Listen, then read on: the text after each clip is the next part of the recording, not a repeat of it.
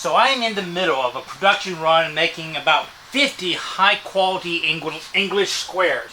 Kind of like I did in that hand tool video I just published last week. I'm going to be offering them in two different styles. This is a plain Jane one.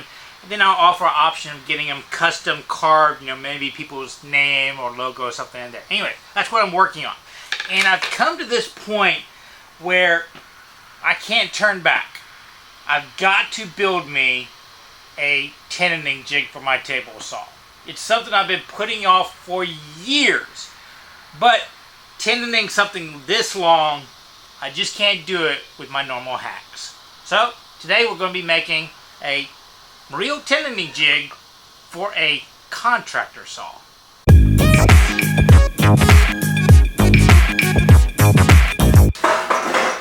Now, I view my channel as a teaching channel, not just this is me demonstrating how I do stuff. So I want to lay the situation out for you.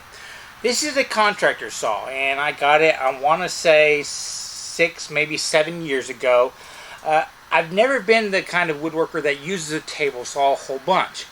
But I'm transitioning into doing these small production runs of different items that I can merchandise to my audience to try and subsidize the school or the channel. So I'm depending upon, like in any cabinet shop or anything like that that's doing repeated cuts over and over and over, the table saw. Because you can set it up and run it for quite literally all day long, which I've done quite a bit, turning this rough stock, basically 8/4 material down to 1/2 inch by 18 inches by 2 1/4 inches. And this table saw, my jointer, and my bandsaw have done the majority of the work. But now getting into the joinery. And yes, you can do joinery by hand, as I demonstrated in the hand tool video making this English square, but it would be really nice to be able to set this machine up, sit at it for an hour, and just run all 50 or 100 joints the same way so that they are identical. I mean, that's kind of what a production run is, and that's exactly the kind of work a table saw is designed to do. One of the cuts you do is cutting Tenons cheeks. Basically, putting the board on end and running across a blade. In my opinion, that is the most dangerous cut you can do on a table saw for a lot of different reasons, and they all come down to physics. For one, if I'm ripping a board on its side, I put it against a fence, I'm running it along, well, the board is still registered against the fence here, and all the way until it hits the riving knife or splitter, it's still in contact. Once it makes that contact with the riving knife, I'm fairly confident it's not going to catch on the back of the blade, chip around, flip around, and come back at me. That's the advantage of having the riving knife. But the fact that it is touching the riving knife and I've got pressure right here going into it makes it a fairly safe cut.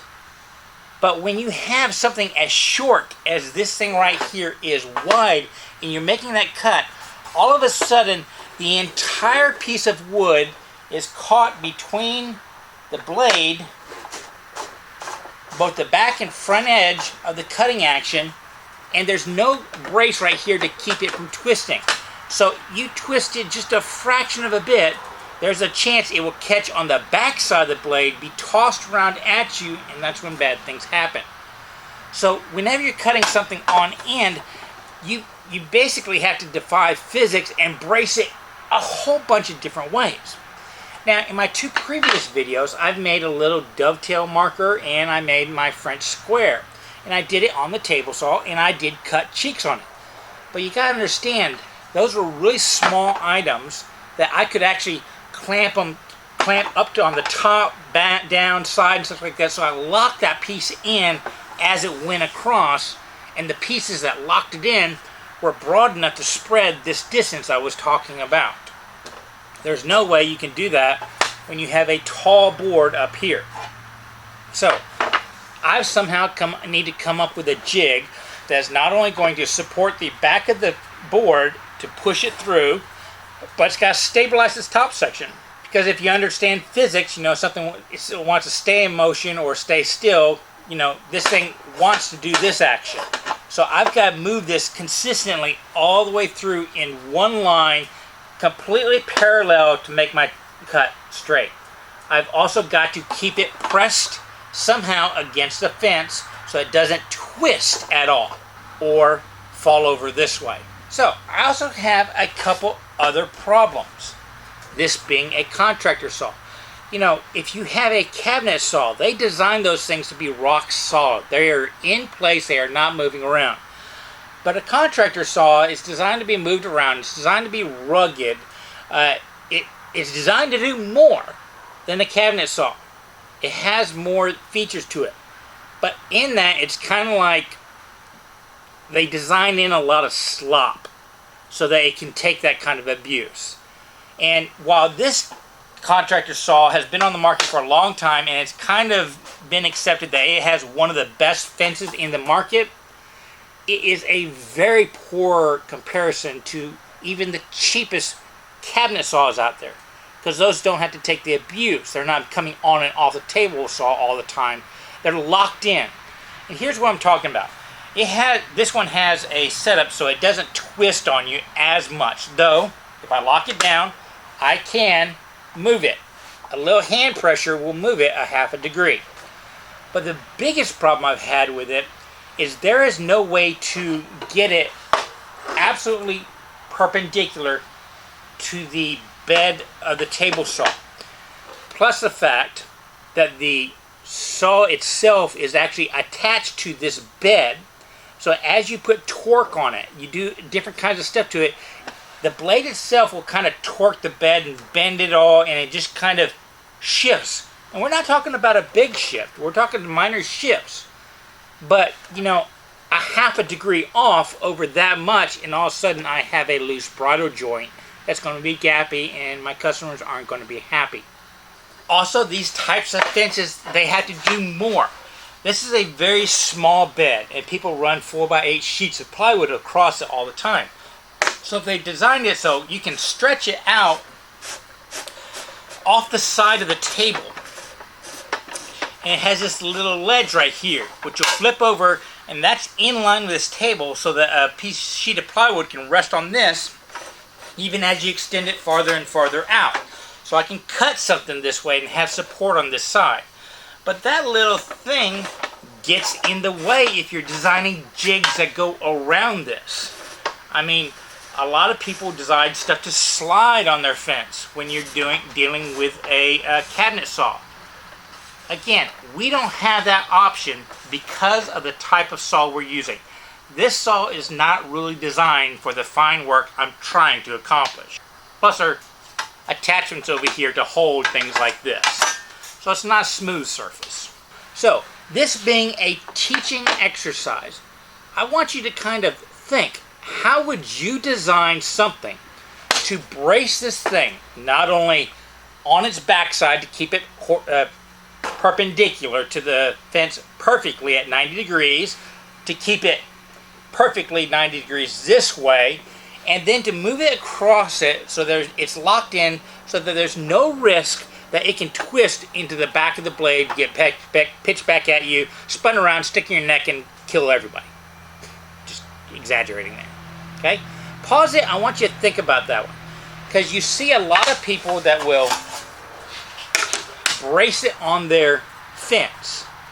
And that is the torsional kind of brace. But we don't have that option.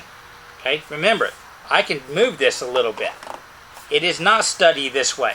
And it is not perpendicular. There is no way to adjust that one. Yeah, you could put blue tape here, and you've seen in a lot of my videos, I will string blue tape across that and stack it up about 4 deep. Actually, 4.5 on this side, 4 on this side. And that will get me to kick the bottom out just enough for it to be a perfect parallel. And that's how I did those French squares and stuff like that. But that's really not an option when I'm doing hundreds of them, because the tape comes off. So how would you design the setup? Now there is this general idea in building design that you've got to start from the foundation. If you're building a car, you need a really good frame, nice straight frame. If you're building a house, you need a good foundation to build everything on. You know, in this setup, we have a ground, but we don't have a foundation on it that we can truly trust for cutting this kind of precise thing. So the first thing I need to do is either modify the somewhat poor foundation or build a whole new one. Now there's one aspect of this fence that I somewhat trust. That is that it adjusts fairly easily and accurately. And since most of my force is going this way, I'm not too worried about torquing it that much. So the really drawback of this one is it's not parallel. So if I can build an auxiliary appliance for this fence that I know I can control its exact position so I can brace something to it, I can then go from there. The other downside is I can't build anything that's going to slide on this because it's just not, you just can't do it. It's not going to work very well. So whatever I do has to have a sliding mechanism. So the first part is to build a good foundation.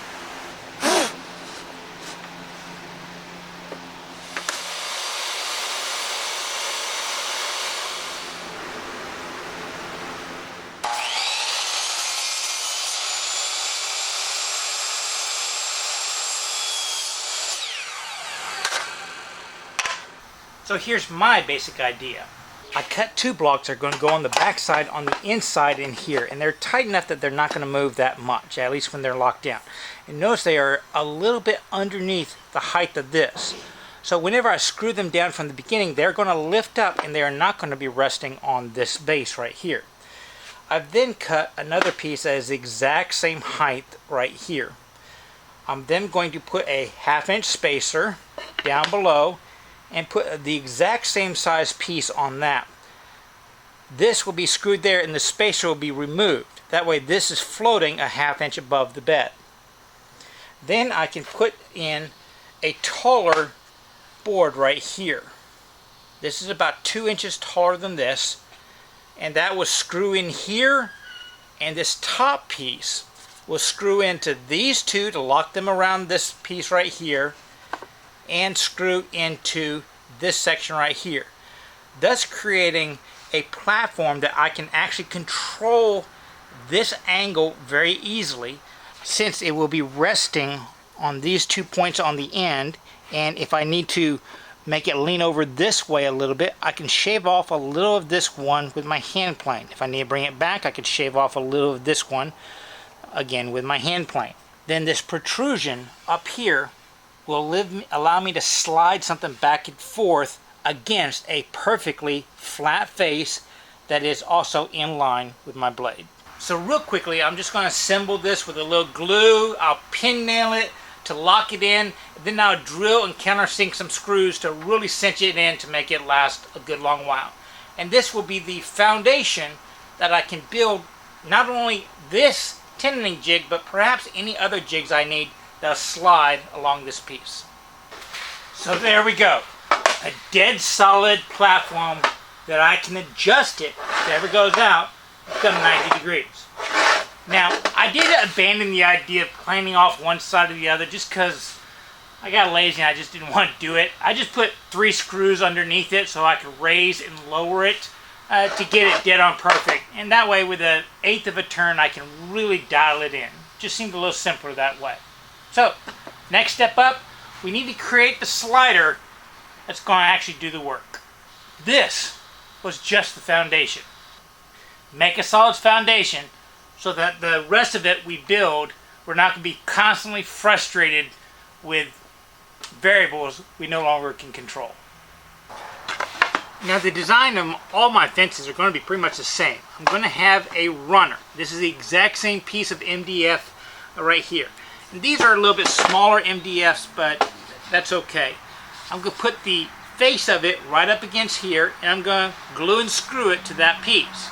And then I'm going to put the back panel, which is the same height of the gap, the extra gap, plus this piece right here, and I'll glue and screw those together. But all you engineers out there, you're probably figuring out the problem right now. Because they're the same thickness, this is not going to slide very well at all. So I got a secret weapon, blue tape.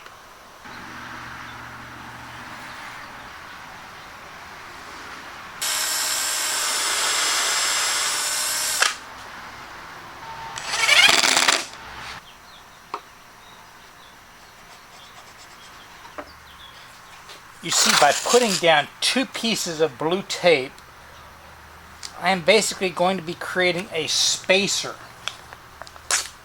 just big enough to give me slop, but that slop is going to be the thickness of this blue tape all the way across this 12-inch section. So it's not going to rack this way, but it's going to be a slide a little bit nicer. I'm also going to put a couple folded up business cards underneath it. That way when I know everything is clamped and tight, it's not going to be resting on this piece, and all the gravity is going to be resting on that piece. So I know I'm all the way on the base.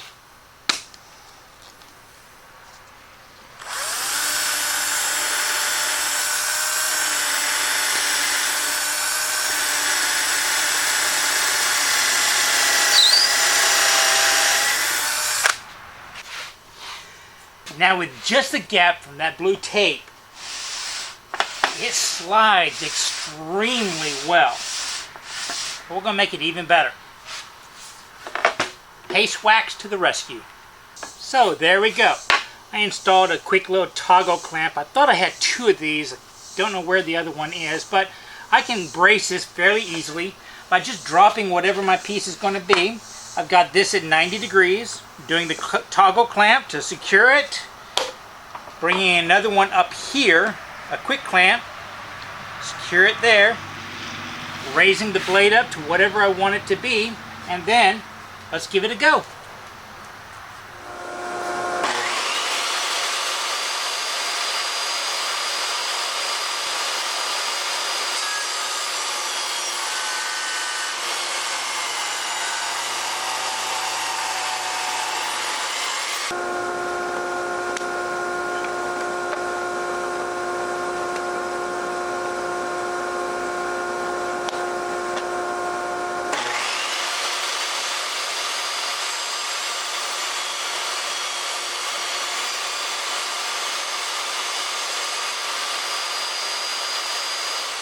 So there we go.